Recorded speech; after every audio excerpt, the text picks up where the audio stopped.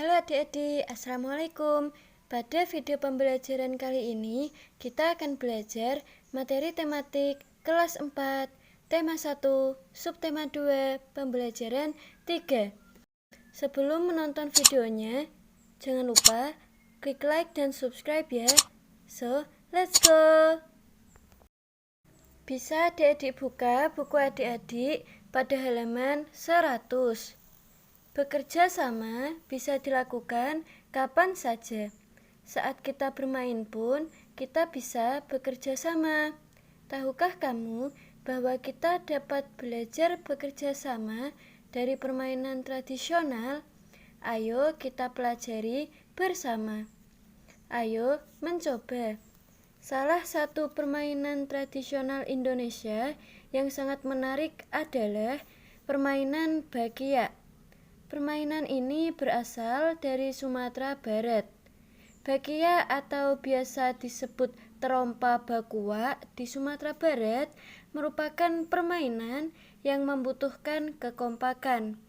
Hari ini kamu akan mencoba permainan tradisional bakiak dengan teman-temanmu.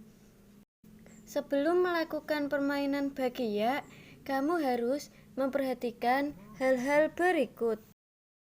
Pertama, buatlah kelompok yang terdiri atas 3 orang. Masukkan masing-masing kaki ke dalam tali bakiak.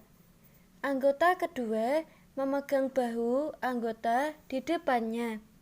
Anggota ketiga memegang bahu anggota di depannya. Anggota paling depan memberi tanda kapan berjalan dan kapan berhenti. Diskusikan kaki mana yang akan diangkat terlebih dahulu, kaki kanan atau kaki kiri. Untuk menjaga kekompakan, semua anggota bisa berteriak saat berjalan. Kiri, kanan, seperti itu. Cobalah berkali-kali permainan ini dengan kelompokmu sampai terasa gerakan yang semakin baik dan kompak. Kelompok yang pertama mencapai garis akhir adalah pemenangnya. Setelah bermain bakiak, diskusikanlah hal berikut dengan teman kelompokmu. Halaman 101. Pertanyaan pertama. Apakah kelompokmu berhasil mencapai tujuan tepat waktu? Mengapa? Nah, itu adik-adik jawab sesuai tadi ya permainan bakiak adik-adik. Misalnya bisa adik-adik jawab seperti ini. Kami berhasil mencapai tujuan tepat waktu karena kami bekerja sama dengan baik. Pertanyaan kedua, bagaimana pengaruh gerak yang dilakukan setiap anggota kelompok terhadap pencapaian tujuan dalam permainan? Bisa adik-adik jawab seperti ini. Gerak yang dilakukan oleh anggota kelompok mendukung gerakan dalam kelompok.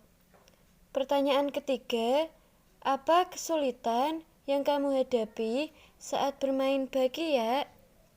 Jawabannya, kesulitan yang dihadapi adalah memadukan gerak kelompok agar dapat bergerak secara bersamaan. Pertanyaan keempat, bagaimana sikapmu terhadap teman satu kelompok saat bermain bakiak? Jawabannya, sikap terhadap teman satu kelompok adalah kami saling menghargai karena kemampuan masing-masing anggota kelompok berbeda.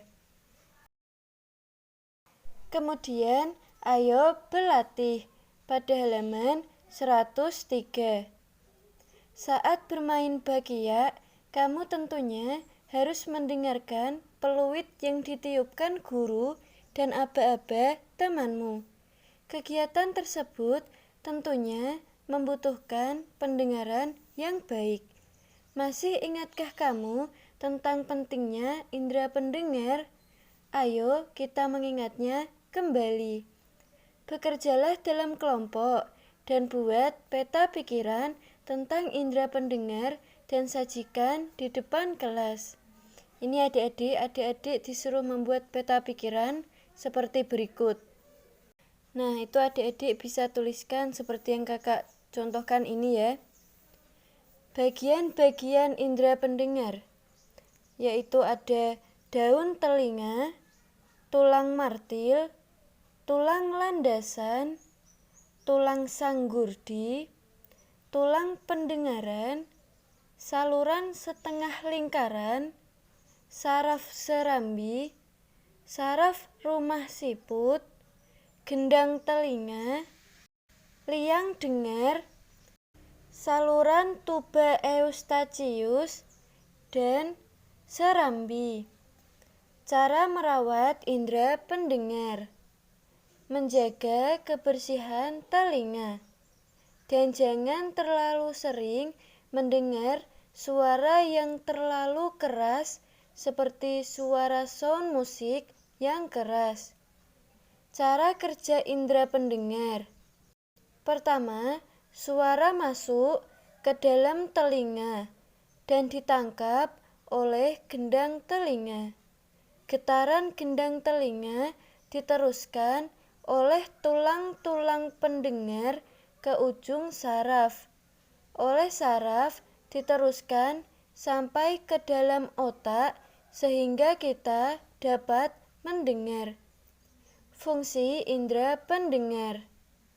Fungsinya adalah telinga merupakan indera untuk mendengar.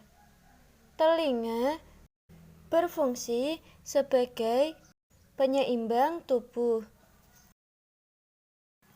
Selanjutnya, adik-adik perhatikan buku adik-adik pada halaman 104. Nah, sekarang kamu akan melakukan percobaan tentang sumber bunyi seperti pembelajaran sebelumnya. Namun, kali ini kamu harus mencari alat sendiri dan mencoba membunyikannya. Kamu bisa mencari berbagai peralatan seperti kertas, kayu, dan sebagainya. Lakukanlah permainan bunyi bersama dengan teman kelompokmu.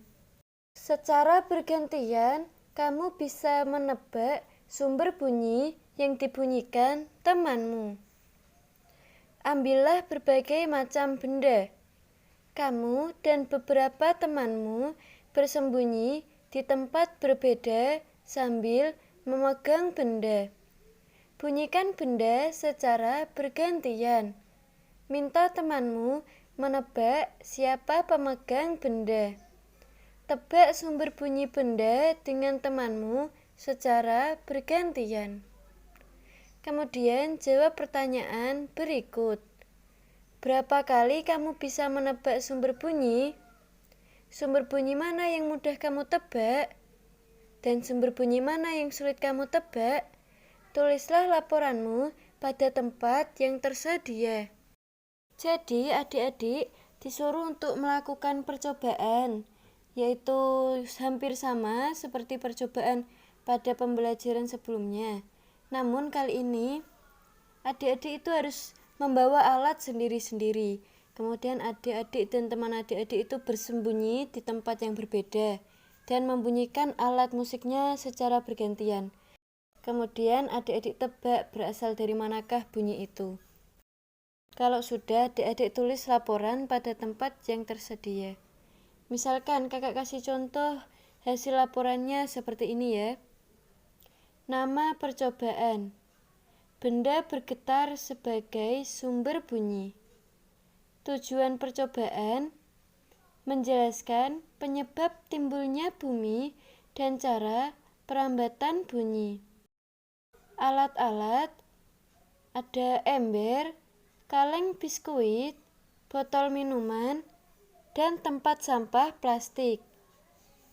Langkah kerja: ambillah berbagai macam benda. Kamu dan beberapa temanmu bersembunyi di tempat berbeda sambil memegang benda. Secara bergantian bunyikan benda. Minta temanmu menebak siapa pemegang benda. Bergantianlah dengan temanmu untuk menebak sumber bunyi. Hasil percobaan. Setelah dilakukan percobaan, siswa dapat menebak asal suara. Namun, juga beberapa kali salah menebak asal suara. Suara yang paling sering ditebak adalah kaleng biskuit, karena suaranya paling keras. Sementara botol minuman sulit untuk ditebak. Kesimpulannya, benda bergetar dapat menimbulkan bunyi.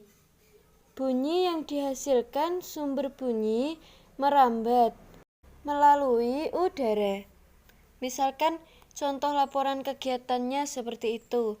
Adik-adik bisa membuat laporan kegiatannya, yang lain juga tidak apa-apa. Lebih bagus. Ayo membaca. Di pembelajaran sebelumnya, kamu sudah membaca cerita tentang tong sampah gotong royong. Bacalah sekali lagi cerita tersebut dan tulislah gagasan pokok dan gagasan pendukungnya. Gunakan diagram-diagram berikut. Jadi adik-adik baca kembali bacaan yang berjudul Tong Sampah Gotong Royong pada pembelajaran sebelumnya halaman 86. Kemudian adik-adik tuliskan gagasan pokok dan gagasan pendukungnya. Ini kakak kasih tahu ya. Paragraf pertama. Gagasan pokoknya, apa yang akan dikerjakan oleh warga hari ini? Gagasan pendukungnya, warga berkumpul di lapangan kampung. Ada yang berbeda setelah senam pagi pada hari Minggu ini. Beberapa drum kosong, bilah-bilah bambu, karung plastik bekas, dan ember bekas tersusun di pojok kiri lapangan. Di pojok lain terlihat tumpukan kaleng cat, kuas, wadah cat, dan beberapa peralatan lain. Paragraf kedua, gagasan pokoknya adalah warga bergotong royong menyiapkan tong sampah baru. Gagasan pendukungnya yaitu pagi hari Pak Made dan keluarganya harus melakukan ibadah pagi terlebih dahulu di pura. Udin, Siti, dan Edo membantu Pak Ismail dan beberapa warga lain menganyam bilah-bilah bambu menjadi keranjang sampah. Keranjang ini akan menjadi tempat sampah kebun seperti daun-daun kering, batang, dan buah yang berjatuhan di bawah pohon. Lani memilih untuk membantu warga yang memoleskan cat dasar putih pada ember dan drum bekas. Ada juga warga yang menambal lubang-lubang di karung-karung plastik bekas agar nantinya bisa dipakai kembali menjadi tempat sampah kering. Paragraf ketiga, gagasan pokoknya adalah warga bergotong royong mengecat dan memperindah hiasan tempat sampah. Gagasan pendukungnya, kira-kira pukul 10 Pak Made, Dayu, dan keluarganya sudah kembali dari kegiatan ibadah. Tong-tong sampah baru siap dihias. Pak Made, Ibu Made, dan Dayu berkeliling membuat pola hiasan di tempat-tempat sampah baru. Lani turut membantu Dayu. Sebelum matahari meninggi, sudah ada 12 tempat sampah baru yang dihasilkan warga secara bergotong royong. Drum bekas ember bekas, karung plastik, keranjang anyam sudah berubah menjadi tempat sampah yang cantik. Sekian adik-adik pembelajaran kali ini. Semoga pembelajaran tadi dapat membantu adik-adik. Kalau adik suka, jangan lupa klik like dan subscribe ya. Terima kasih sudah menonton. Wassalamualaikum warahmatullahi wabarakatuh.